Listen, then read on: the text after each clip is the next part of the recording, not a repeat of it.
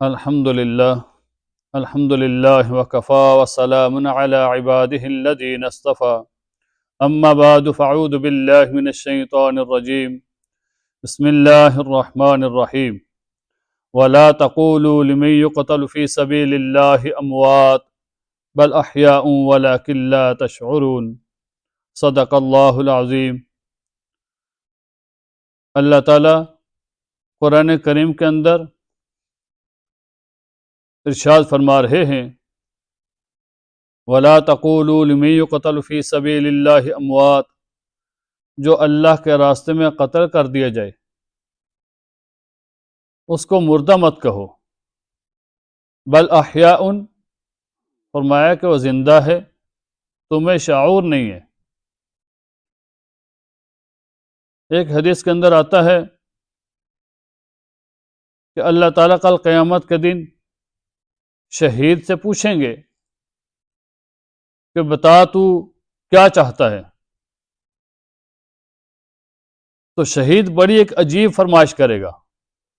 وہاں پر سارے لوگ تو یہ چاہتے ہوں گے کہ کسی طرح سے ہمیں دوزخ سے نجات مل جائے، جہنم سے پناہ مل جائے، لیکن جو شہید ہے وہ ایک بڑی عجیب فرمائش کرے گا کہ اللہ مجھے دنیا میں بھیج تاکہ مجھے پھر قتل کیا جائے۔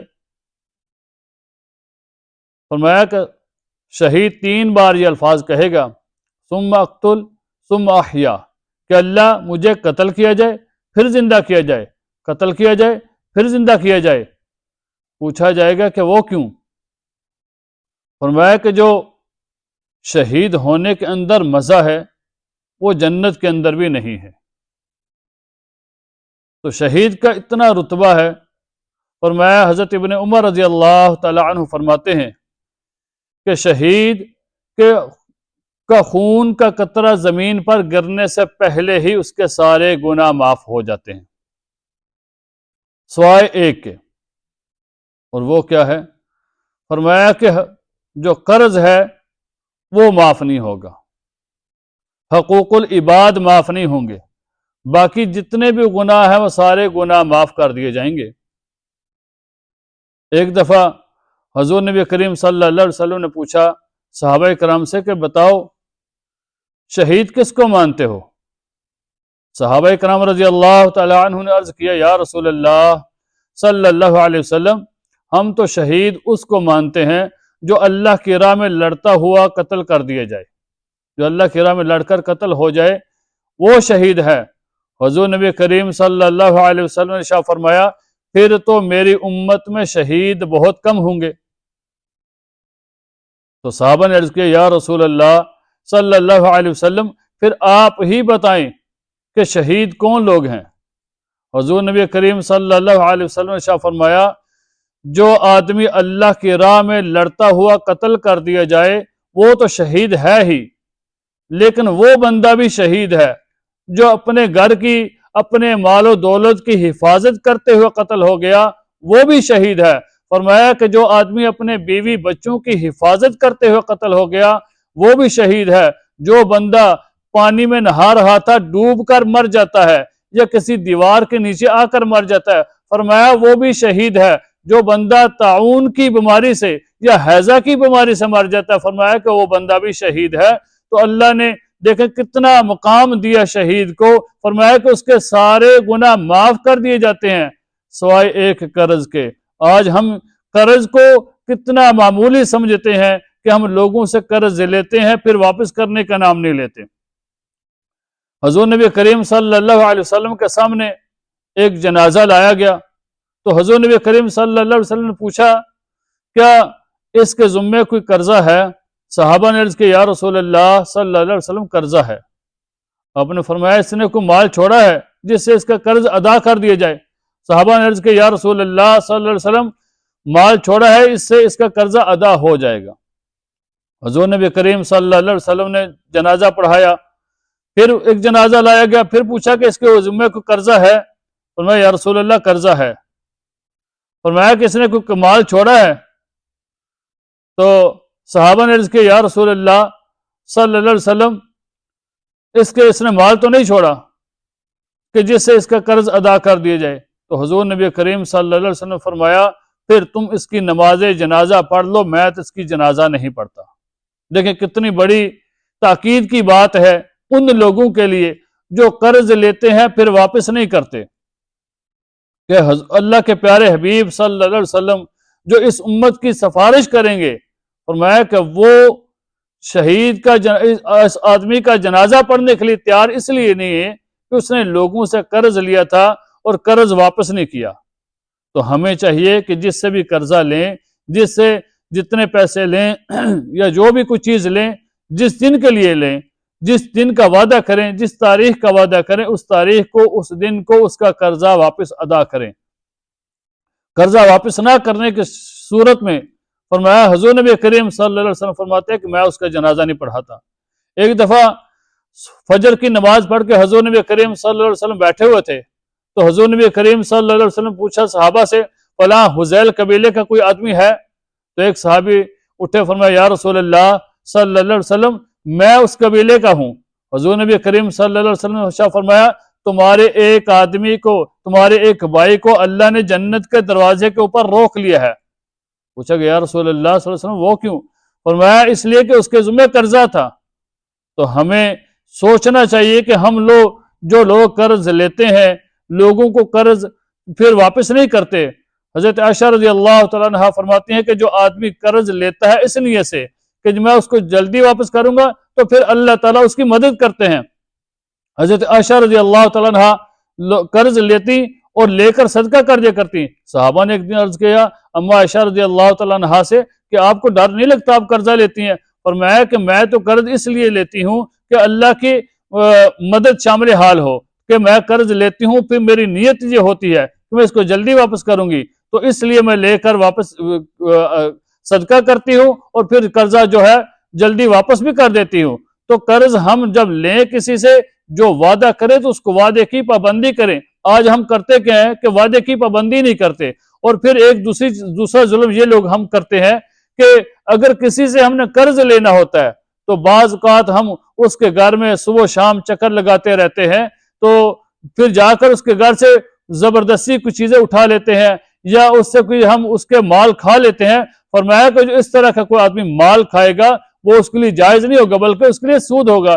امام اعظم ابو حنیفہ رحمۃ اللہ علیہ کے بارے میں آتا ہے، کوئی ایک جنازے پہ گئے تو سارے بندے ایک درخت کے نیچے کھڑے تھے، تو حضور امام اعظم ابو حنیفہ رحمۃ اللہ علیہ ایک دوسری طرف دھوپ میں کھڑے ہو گئے، تو ایک آدمی آیا کہنے لگا امام صاحب سارے لوگ سائے میں کھڑے ہیں، آپ سیپریٹ کھڑے ہیں، آپ علیحدہ کیوں کھڑے ہیں دھوپ میں؟ آپ بھی سائے میں آ جائیں، درخت کا سایہ کتنا اچھا ہے۔ تو امام صاحب رحمۃ اللہ علیہ نے فرمایا کہ دیکھو فلاں جو آدمی جس کا یہ درخت ہے اس نے مجھ سے پیسے لیے تھے، ادھار لیا تھا، تو میں نہیں چاہتا کہ میں اس کے درخت سے فائدہ اٹھاؤں اور میں سود کا ذمہ دار بنوں۔ تو دیکھیں کتنی بڑی ہمارے لیے جو ہے بات ہے کہ ہم لوگ تو جب چکر لگاتے ہیں قرضے کے لیے، قرضہ واپس کرنے کے لیے یا لینے کے لیے، تو ہم وہاں سے چیزیں اٹھا لیتے ہیں یا ان کے گھر سے کھانا شروع کر دیتے ہیں۔ فرمایا کہ یہ ہمارے لیے جائز نہیں ہے۔ ہاں اگر تمہاری ایک اس گھر کے اندر بڑی بے تکلفی ہے، تمہارا آنا جانا لگا رہتا ہے اور تمہیں وہ دعوت پہ بلاتا ہے، تم دعوت کھا لیتے ہو، پھر تو ٹھیک ہے، لیکن اگر بے تکلفی نہیں ہے، تمہارا ان کے ہاں آنا جانا نہیں ہے بلکہ کوئی ایک مجبور آدمی تھا اس نے تم سے قرضہ لیا، تو تم قرضہ لے کر کیا کرو کہ پھر اسی کے اوپر زبردستی نہ کرو۔ اور اگر حضور نبی کریم صلی اللہ علیہ وسلم نے فرمایا اگر ایک آدمی کسی قرض دار کو مہلت دیتا ہے، فرمایا کو اللہ تعالیٰ جتنے دن اس کو مہلت دیتا ہے اللہ تعالیٰ ہر دن کے بدلے میں اس کو صدقے کا ثواب عطا کرتے ہیں۔ قرض جو ہے دینا ہوتا ہے یہ صدقے کا ثواب، اور فرمایا کہ جو آدمی صدقہ کرتا ہے اس کو تو 10 گنا ثواب ملتا ہے، اور جو قرض دیتا ہے اللہ تعالیٰ اس کو 18 گنا عطا کرتے ہیں۔ حضور نبی کریم صلی اللہ علیہ وسلم نے شاہ فرمایا جب میں معراج پر گیا تو میں نے جنت کے دروازے پر دیکھا تھا کہ صدقے کا ثواب 10 گنا ہے اور قرض کا ثواب 18 گنا ہے۔ تو ہمیں چاہیے کہ اگر کوئی مجبور آدمی ہو آپ کے پاس آئے تو ہمیں اس کو قرض دینا چاہیے، اور اگر وہ بعد میں مہلت مانگے تو مہلت بھی دینی چاہیے۔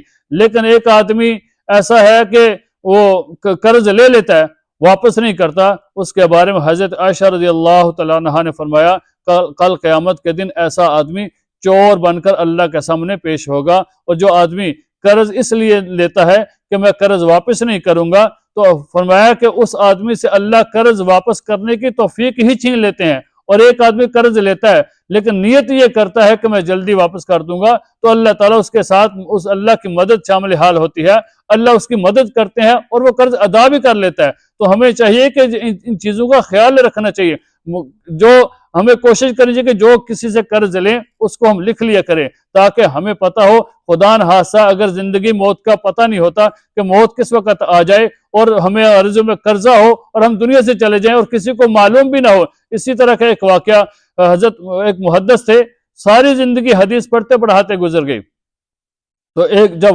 ان کا انتقال ہوا تو کسی بزرگ نے ان کو خواب کے اندر دیکھا، پوچھا کہ تمہارے ساتھ کیا بنا، کیا ماجرا ہوا تمہارا؟ تو انہوں نے کہا کہ ماجرا یہ ہوا ہے کہ اللہ نے مجھے جنت سے روک لیا ہے۔ پوچھا گیا کہ کیا وجہ ہے؟ کہنے لگے کہ میں نے اپنے پڑوسیوں سے ایک سوئی لی تھی استعمال کرنے کے لیے، تو لیکن مجھے واپس کرنے کی نوبت نہیں آئی، میری موت واقع ہو گئی ہے، تو ابھی اس لیے میں رکا ہوا ہوں کہ وہ سوئی تو میرے گھر میں ہے۔ وہ حضرت صبح اٹھے، ان کے گھر گئے، دروازے پہ دستک کی، پوچھا کہ فلاں سوئی پڑی ہوئی ہے فلاں جگہ کے اندر، تو انہوں نے بتایا کہ ہاں سوئی تو پڑی ہے۔ فرمایا کہ وہ مجھے دے دو۔ انہوں نے لے کر اس پڑوس کو واپس کی، دوسرے دن خواب دیکھا کہ وہ جنت کے اندر بیٹھے ہیں۔ تو دیکھو ایک چھوٹی سی چیز ہے سوئی، جس کو ہم کوئی اہمیت نہیں دیتے، تو یہ تو ایک مثال ہے سوئی کی، لیکن دیکھیں کتنی ایسی چیزیں ہوتی ہیں، چھوٹی چھوٹی چیزیں جو ہم ایک دوسرے سے لیتے ہیں پھر ہم واپس کرنا بھول جاتے ہیں، جیسے قلم ہے، کتاب ہے، یا کوئی بھی چیز ہم کسی سے لیتے ہیں تو ہمیں چاہیے کہ اس کو واپس کریں۔ ہم واپس نہیں کرتے، ہم پھر بھول جاتے ہیں، اور جو دینے والا ہوتا ہے وہ بھی بھول جاتا ہے۔ لیکن یاد رکھنا ہم بھول گئے ہیں لیکن اللہ کے فرشتے نہیں بھولے، اللہ نے جو ہماری نامہ اعمال کی کتاب کے اندر جو لکھوا دیا وہ ختم نہیں ہوا۔ تو ہمیں چاہیے کہ دنیا ہی کے اندر حقوق العباد جو ہے وہ معاف کروانے چاہیے۔ ہم لوگ کیا کرتے ہیں کہ لوگوں کو چکر دیتے رہتے ہیں، پھر کعبہ کے جا کے چکر لگاتے ہیں۔ یاد رکھنا کعبہ کے چکر لگانے سے لوگوں کو دیے ہوئے چکر کبھی معاف نہیں ہوتے، وہ چکر ہمیں اسی دنیا کے اندر لوگوں سے معافی مانگ کر معاف کروانے ہوں گے۔ ایسا نہیں ہے کہ آپ یہاں پر لوگوں کے ساتھ فراڈ کرتے رہیں، جھوٹ بولتے رہیں، دھوکہ کرتے رہیں، اور کل آپ حج پہ چلے جائیں، آپ عمرے پہ چلے جائیں، وہاں پر جا کر اللہ کو راضی کر لیں۔ یاد رکھنا حج کرنا، عمرہ کرنا حقوق اللہ کا حکم ہے، لیکن جو حقوق العباد ہے وہ معاف نہیں ہوتے۔ حقوق العباد جب تک بندے سے انسان معافی نہ مانگ لے، جس کا حق تھا اس سے معافی نہ مانگ لے، اس کا حق ادا نہ کر دے، اس وقت تک حقوق العباد معاف نہیں ہوتے۔ تو ہمیں چاہیے کہ اسی دنیا کے اندر اس بندے سے معافی مانگ لی جائے یا اس سے معاف کروا لیا جائے، ورنہ کل قیامت کے دن کیا ہوگا کہ ایک درم ہے، ایک دینار ہے، ایک پیسہ ہے، ایک پینی ہے، اس کے بدلے میں ہمیں نیکیاں ادا کرنی پڑیں گی۔ تو اس وقت جس وقت ہمیں نیکیوں کی خود ضرورت ہوگی، اگر ہمیں نیکیوں کے ساتھ ادا کرنا پڑا تو ہمارے لیے یہ بڑا مشکل ہو جائے گا۔ تو کوشش یہ کرنی ہے کہ ہمیں جو بھی ہے وہ دنیا کے اندر اپنے معاملات ٹھیک رکھنے چاہیے۔ یاد رکھنا کہ اسلام جو ہے، اسلام کی بنیاد 5 چیزوں کے اوپر ہے۔ بنی الاسلام علی 5، اسلام کی بنیاد تو 5 چیزوں کے اوپر ہے، لیکن جو اسلام ہے وہ بنیاد ان 5 چیزوں کے اوپر ہے، لیکن جو اسلام ہے وہ تو معاملات ہیں۔ ہمیں آپس کے جو معاملات ہیں لوگوں کے ساتھ وہ ٹھیک رکھنے ہیں۔ اگر ہم نے کسی کے ساتھ وعدہ کیا ہے تو اس کے ساتھ اس کا وعدہ ہمیں پورا کرنا چاہیے۔ ایسا نہیں کرنا چاہیے کہ ہم جو ہے لوگوں کے ساتھ وعدہ کریں اور وعدہ خلافی کریں۔ کوشش کیا کریں کہ جب بھی دیکھیں شہید کا میں نے شروع میں عرض کیا کتنا بڑا مقام ہے، لیکن اس کے سارے گناہ معاف ہو جائیں گے، لیکن ایک ایسا گناہ ہے قرض کا، حقوق العباد کا، وہ معاف نہیں ہوگا۔ تو ہمیں کوشش کرنی چاہیے کہ جو اپنا قرض ہے وہ ادا کرنا چاہیے، اور ہمیں اپنی وصیت لکھ کر رکھنی چاہیے، تاکہ اگر ہمارے ذمے کوئی چیز ہو، ہمارے پاس کوئی استعمال والی چیز ہو، تو ہم کیا کریں اس کو، اگر پیچھے سے ہمارا انتقال ہو جاتا ہے یا کوئی معاملہ ایسا ہو جاتا ہے کہ ہم ادا نہیں کر سکتے، تو کم از کم ہماری فیملی کو، ہمارے گھر والوں کو معلوم ہو کہ اس نے فلاں چیز ادا کرنی تھی، فلاں چیز اس نے لی ہوئی تھی استعمال کے لیے، واپس کرنی ہے، تاکہ وہ واپس کر دے۔ ایسا نہ ہو کہ کل قیامت کے دن ہمارا بھی حشر، ہمارا بھی ساتھ انہی کی طرح ہو کہ جو آدمی لیتے ہیں چیز پھر ادا واپس نہیں کرتے تو ان کا انتقال ہو جاتا ہے۔ اللہ تعالی ہماری حفاظت فرمائے، اور اللہ تعالی ہمیں آپس کے معاملات ایک دوسرے کے ساتھ صحیح رکھنے کی توفیق عطا فرمائے۔